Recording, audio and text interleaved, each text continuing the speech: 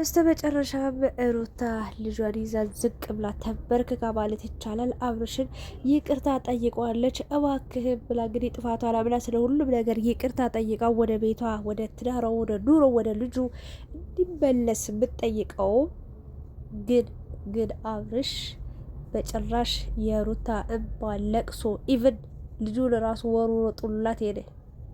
ከዚህ በቃ እንኪ ብሎ ሰጧት ሄደ፣ አሳቅፏት እና አቤት ከእንደዚህ አይነት ውርደት ግን ይጠብቀን ይሰውረን ነው የሚባለው። የእውነት አዳሜ ሩታ ጥፋቷን አምና አብርሽን ተንበርክካ ይቅርታ ጠየቀችው ሲባል ሰፍ ብለሽ ልትሳደቢ ስትሯሯጭ ሁሉም ነገር ሩታ ስላጠፋች ስለበደለችው እንደተባለችው ጠንቋይ ቤት ስለሄደች መድኃኒት ስለበላችሁ አይደለም አብርሽን ይቅርታ እየጠየቀችው ያለችው። ይሄ ልጅ በቃ ያማለ ይሄም ባለ ያለፈው ነገር አይጠቅምም። ቡዜ ተናግራለች። ስላለፈው ነገር ማውራት አይጠበቅብንም፣ ምክንያቱም የአብርሽን ብዙ ህመም ስላለው ብላለች። ስለዚህ ላለፈው ነገር ሳይሆን ለሚመጣው እናስብ፣ ለልጃችን እናስብ። ልጁ በእውነት ለብላችሁ ተሰቃየ፣ ቀላል አልተሰቃየም። በእውነት መከራን ያበሉት አንዴ እዚያ እንደዛ፣ ወይ የእናት ፍቅር በስርዓት አላገኘ፣ ወይ አባት ፍቅር በስርዓት አላገኘ። ደግሞ እንዴት አባቱ ነው ደስ የሚለው! ወርቅ የሆነ ልጅ አያለቅስ ምን አይል ሁሉ ነገሩ በቃ ወርቅ የሆነ ልጅ ነው እና እግዚአብሔርን ይሄ ልጅ ሳይ በጣም ነው የምቀረው እና ለልጃችን ስትል እባክህ አብረን እንሁን ነው እያለች የምትገኘው። አብርሽ ደግሞ በጭራሽ በቃ ስላለቀሽ ወይም ደግሞ ለልጄ ስል ምኖሮ ህይወት እያለኝ በማለት እንኪ ልጁን ታቀፊ ብሎ አሳቅፏት ነው ሄደው። ወንድ እንዲህ ነው በቃ ችግር የለበትም። ልጅ እናት የምታረግዝ እናት ናት። በምጧ ሰዓት የምትሰቃይ እናት ናት። ልጅ አቅፋ የምትሰቃይ ብዙ ነገሮች አሉ እና ብዙ ጊዜ ሴት ልጅ አይደለችም ጥላ ብትሄድ ወንድ ልጅ ነው እና ሴት ልጅ ደግሞ የሁሉ መከራ የሁሉ ፈተና ተቋቋማ ብታልፍ ሴት ነች እና ሩታ እኔ አለች ምንም የቀረኝ ላንተ ማሳመኛ ቢሆን ምንም ያስኩት መረጃ የለኝ፣ ወይም ደግሞ ምንም ያደረኩት ነገር አንተ ላይ ክፉ ያደረኩት ያሰብኩት ነገር የለኝ። ስለዚህ ግን በቃ ተወው ሁሉንም ነገር እኔ ጋር ሆነ ልጃችንን እንዳሳድግ ስትለው በቃ ምንም በልጅ ራሱ መታለል አልፈለገም፣ ወይም ደግሞ በልጅ ሊራራ አልቻለም። በቃ እኔን ክፉ አታስመስይ ምናምን። ካንተ በላይ ክፉ ሰው አለ? በነገራችን ላይ እውነታውን ወቅ ግን ስታስመስል ነበር። ቆም ብለህ ሄርሜላንና ሩታን በዚህም በዛም ብለህ ለማስቀየም፣ ለማስከፋት፣ ለማሳዘን ድጋሚ ሩታን ደጋግመህ ለአንድሽኛ ጊዜ ልቧን ለመስበር ፈልገህ እንጂ ምንም እንዳልታመም ካንተና እግዚአብሔር ያውቃል። እግዚአብሔር ያውቃል፣ አንተ ታውቃለህ። ማናውቀው እኛ ሩታ ሄርሜላ ናቸው፣ ሌሎችም ተመልካችም እንደዛው። በቃ እንዳልተመኩ ፈጣሪ ያውቃል። ቢያንስ ፈጣሪን አትፈራም? እችን ልጅ በቃ አላለች። እኔ ደግሞ ሩታን ልመክርሽ የምችለው ነገር ማለት ነው ሊሄድ ያሰበን አትሄድ ማለት ትርፉ ማስረፈል። እግዚአብሔርን ነው የምልሽ። ሁሌ እየለመድሽ እድሜ ልክሽን መኖር ይሰለቻል። አንቺም በቃ ጭቅጭቁ ክርክሩ በዛም በዚህ ወጣ በዚህ ወረደ ሁሉ ነገር ይሰለቻል ብላለች። በቃ ሁሉ ነገር ይደክማል። የፈለገ ያህል ሰው ጠንካራ ቢሆን ጀግና ሰው ቢሆን ብዙ አድካሚ ነገሮች አሉት። በቃ ይብቃ ብለሻል አይደል? ስለዚህ አብርሽም አንቺ ላይ እንዲህ እየተላላጠ እንዲህ የሆነ ለአመታት አብሮሽ የነበረ ወንድ ነው። ቢያንስ ምን እንደሚወድ ምን እንደሚጠላ ብታውቂው አንቺ ነሽ። ስታኮርፊ፣ ስትናደጅ፣ ስትዋሺ ራሱ ያቀብሻል። ምክንያቱም ለረጅም ጊዜ አብሮሽ ስለነበረ ማለት ነው። አሁን ግን ይሄ ሁሉ ነገር የባልሽ እየነገርሽው ምንም እንዳልተፈጠረ ግን ሆን ብሎ ሊያሳምንሽ ነው። በቃ ሌላ ወደ አንቺ ላይ ወሰድ ብለሽ አስበሽ ያደረግሽው ነገር ሊሆን ይችላል። ስለዚህ እውነታውን ተናገሪ አሁን ሆኖ አላት። ሲጀመር እኔ እንጃ አብርሽ እንዴት ልበላችሁ፣ ሴት ልጅ እንዲህ በቃ እየተጫወተ የሆነ ያደረገው ነገርም አለ እንጂ በዚህ ልክ ሄርሜላም ልትከልፍ አትችልም። ሩታም በዚህ ልክ ልትከልፍ ልታብድ አትችልም። በእውነት ነው ብላችሁ እና እሷም በጣም ተፈላጊ ነው፣ ተወዳጅ ነው። በቃ ይሄን ጅብ ያነሳል፣ ይሄን ምግብ እንደፈለገ ይበላል። በቃ ተወጣጠረ። በቃ ማንንም አይሰማም። እና ምን ልላችሁ ፈልጌ ነው፣ ትንሽ ድምጽ ያው ችግር አለበት። በጣም በግድ ነው እያወራሁ ያለሁት እና ሩታ ምንም አላረግንም። እንግዲህ ለሁሉም ነገር ይቅርታ። ግን ሩታ እንዳዳኛለች ዛሬ በእርግጥ ያው በቃ አይደል አብርሽ ወደ ራሱ እንዲመለስ ያለፈው ነገር ትቶ በሄርሜላ በኩልም በሩታ በኩልም ጊዜውን እንዳያባክን በቃ ያለፈው ይለፍ አለውልህ ማለት ይመስለኛል። ግን አብርሽ ደግሞ ከሩታም ትንሽዬ ሰበብ ነው የሚፈልገው፣ ከሄርሜላም ትንሽዬ ሰበብ ነው የሚፈልገው። ከዛ ስላጥ ብሎ የራሱን ህይወት ለመኖር ማለት ነው። እንግዲህ በህይወቱ ብትመጣ አንድ ሴት ትኖራለች እንጂ ይህን ያህል አልሞተማ፣ ተቀብሮ አልነበረም። ይሄ ልጅ መቃብር ፈንቅሎ አልወጣም ነበረ እኮ። እያንዳንዱን ነገር የሚወራውን ነገር ይሰማ ነበር፣ የሚደረገውን ነገር ያቅ ነበረ፣ የሚሄድበትን ቦታ ያቅ ነበር። ሲጀመር ከነ ጭራሹም አልታመመም። ዛሬ ላይ ግን ሩታ ናት ጥፋተኛ፣ ሄርሜላ ናት ጥፋተኛ፣ እውነቱን ተናገሩ አውጡ ምናምን። ልክ እሱ ተፈላጊ ነው፣ ተመራጭ ነው፣ ሁለት ሴቶች በሱ እየተባሉ ነው፣ በሱ እየተጣሉ ነው፣ በቃ እድለኛ ነኝ ብሎ አብሎ ያስባል። እድለኛ ማለት ጀግና ወድ ማለት ለትዳሩ ክብር ያለው ለሴት ልጅ አሁን እናቴን ወዳለው ምናምን ትላላ ጭቃ መጀመሪያ አጠገብ ያለው ሰው ሳትሆን እግዚአብሔር እንደብል እናት ማለት እኮ ሴት በቃ ዓለም ላይ ያለች ሴት ናት። በቃ አይደል እንዴ?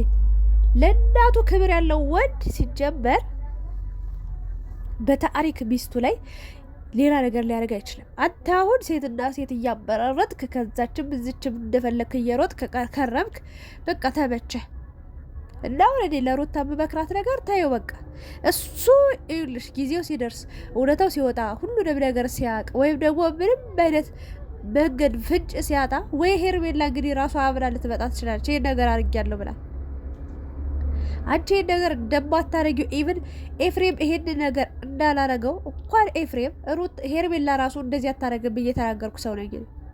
አብርሽ ሆን ብሎ ራሱን ለማስወጣት ራሱን በቃ ነፃ ለማድረግ ኧረ ለካ እውነት አለው። አዎ ምን አለ በልጅ አትሰሪ፣ በቃ እኔ ሰው እንዲጠላኝ አታድርጊ። እኔ ልጄን በጠላኝ ይመስላል። ብትወደውማ ኖሮ እንዲህ የሚቦርቅ ነፃ ልጅ ለአንድ ደቂቃ እንኳን ከሱ ርቀ መዋል ማደር አትችልም ነበር እንዴ? ርቀ ጥለህ እኮ ስንት ወራቶች አለፉ አይደል? ልክ እንደ ጎረቤት ልክ እንደ ዘመድ ልጅ በአመት አንዴ ብቅ እያደረገች ታሳያለች። በቃ ሩታ በላ ጠማው ወይ ውሃ እራበው ወይ ልብሱን አጥባ ስንት ነገር አድርጋ ስታሳድግ አንተ አባት ነኝ ብለህ ተጀንነህ ትመጣለህ። በእውነት አንተ በአመት አንዴ እያገኘ ማለት ነው። ወንድ እንደዚያ አይደለም። በቃ ትክክለኛ ወንድ ትክክለኛ ፍቅርን የሚያውቅ ሰው በዚህ ልክ ደዝዞ የብር የለው በለ ሴት ልጅ ላይ ይጫወት። የልጅን ፍቅር ምን አረገሽ? ከሄርሜላ ከሩታ ጋር ተጣላሽ። መድኃኒት አበልታኝማለች በል፣ ጠንቁላብኛለች፣ መተት አሰርታብኛለች በል እንደተባለው።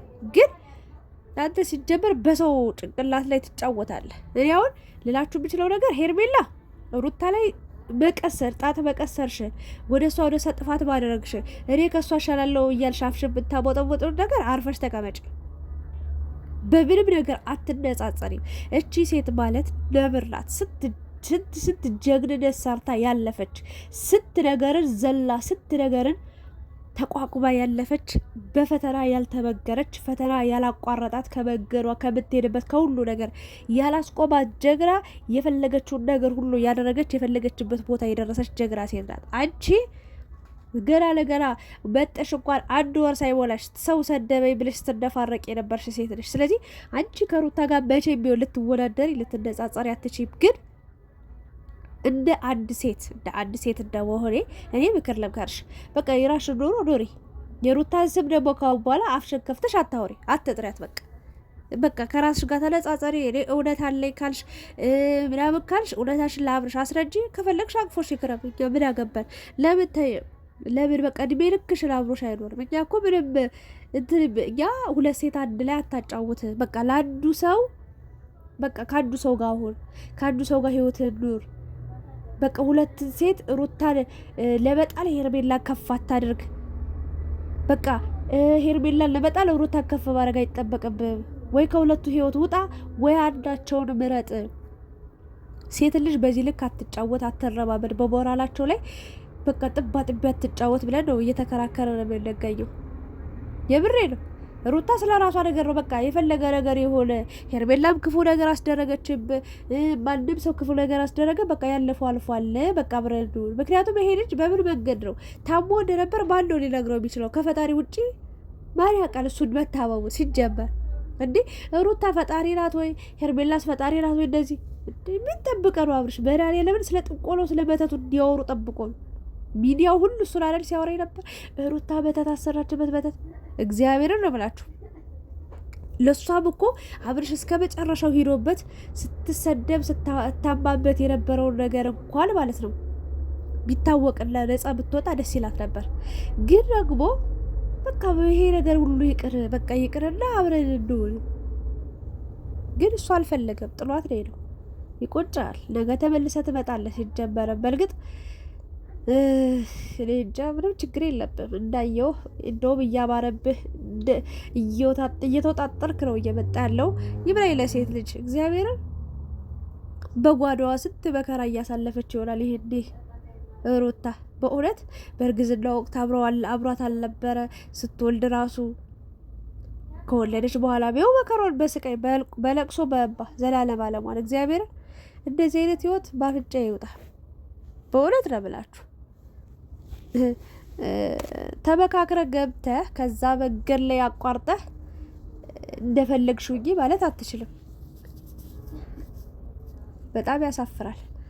ግን ደግሞ ነገ ሄርሜላ ምን ጉድ ይዛ እንደምትመጣ ምና ይሆናል። እኛ ችግር ነው በጣም እግዚአብሔር። ሩታ በጣም ነው ያሳዘነች። ግን እኔ ለነግርሽ የምችለው ነገር አውቆን የተኛ ቢቀሰቅሱት አይሰማም ይባላል።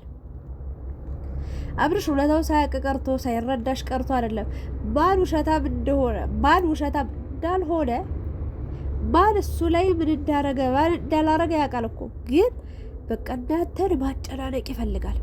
በቃ ይሄ ልጅ እኮ በቃ ሁለት ሴቶች ይወዱታል ብላ ፋሽን ነው። በቃ ሴቷ ሁለት ወንድ ሶስት ወንድ ታሯሯጣለች፣ ወንዱ ደግሞ ሁለት ሶስት ሴቶችን ያሯሯጣል። በቃ በፍቅር ሞትን አበድን ያሉ።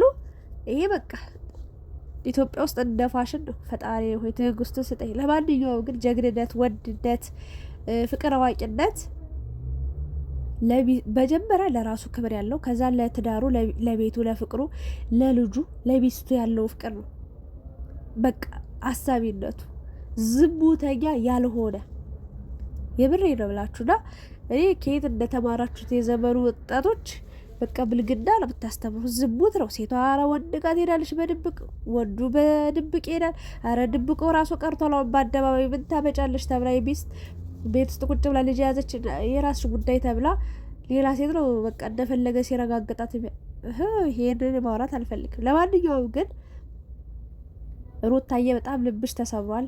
ልጅ ይዘሽ እንኳን ጉብስ ስትይ ምንም አልበሰለው። ታዲያ ከዚህ በላይ ምን ብታረጊ ነው? አብርሽ አንቺን አብሮ ሊቀበልሽ ይችላል። ከተቀበለ ይቀበል፣ ካልተቀበለ ደግሞ ባናቱ ይተከል። ምን አስለመለሽ? ልበይ ልክሽን። እሱ ማን ነው እና ነው? እግዚአብሔር የፈቀደልሽ ኑሮ ነው የምትኖሪው። እንኳንም ይህንን የመሰለ ወርቅ ልጅ ወለድሽ። እግዚአብሔር ላይ አይጸጽትሽም። ነገባሽ ነው የሚያብስልሽ። ብቻሽን ስትሆኝ አለው ይልሽ። ብትሞች እንኳን ብታረጅ እንኳን የሚጦርሽ ልጅሽ ነው። ባል ነው እንደምታየው ነው። ግን ደግሞ አብርሽ ደግሞ የትም መሄጃ የለውም። ዞሮ ዞሮ አንቺ ጋር እንደሚመጣ 100% እርግጠኛ ነኝ። ማን እንደ ልጅነት ፍቅር ማን እንዳንቺ ማን ይችለዋል? እንዳንቺ ማን በዚህ ልክ ዋጋ ሊከፍልለት ይችላል? የምሬ ነው። ሁሉንም ነገር ወጥቶ አይቶት በቃ የተሻለ ነገር ከአንቺ የበለጠ ነገር ስለማያገኝ ተመልሶ ይመጣል። በመጣበት ጊዜ ደግሞ ተቀበዩ አትቀበዩ የራስሽ ፋንታ ነው፣ የራስሽ ምርጫ ነው። ግን እስከዛ ታግሰሽ ኑሪ። በቃ ተይው፣ አትለምኙ፣ አትለማመጪው። እንዲህ ደረቱ እንዳበጠው ሁሉ አእምሮ ሁሉ በቃ ልብ ሁሉ አብጧል። ስለዚህ እሱን ልመና አትይጂ፣ ዝቅ አትበይ። ልጅሽን በቃ በስርዓት አሳድጊ ነው የምለው። ሌላ ምንም ለልጅሽ መኖር አለብሽ። በአብርሽ እየተጨናነቅሽ ራሽን እየጎዳሽ ልጅሽም እዚህ ባህል ቤት እየተጎዳ ስለሆነ አቆሚ። ይህንን ነው ልልብች ነው። የእናንተን ሀሳብ አስተያየት አስቀምጡ። ቪዲዮ ልሰራ አልቻልኩም፣ ዝግትግት አድርጎኛል ባህንዴ እና ለድምፄ ይቅርታ ጠይቃለሁ። የእናንተን ሀሳብ አስተያየትም ኮሜንት ላይ አስቀምጡ። አብርሽ ይቅርታዋን እንዳትቀበላት ዋሽታ ነው ምናምን እያላችሁ ልትሳደቡ እያበሻችሁ ሰዎች አላችሁ። ግን እግዚአብሔር አለላት። አብርሽ ተቀበላት አልተቀበላት ምንም በጦም ስለማይጠቅም እዛው እንዳለ ይቀመጥ። ጨርሻለሁ። ሀሳባችሁን እናንተ ማስቀምጡ። ላይክ፣ ሼር፣ ሰብስክራይብ ማድረጋችሁ እንዳትረሱ ውዶቼ።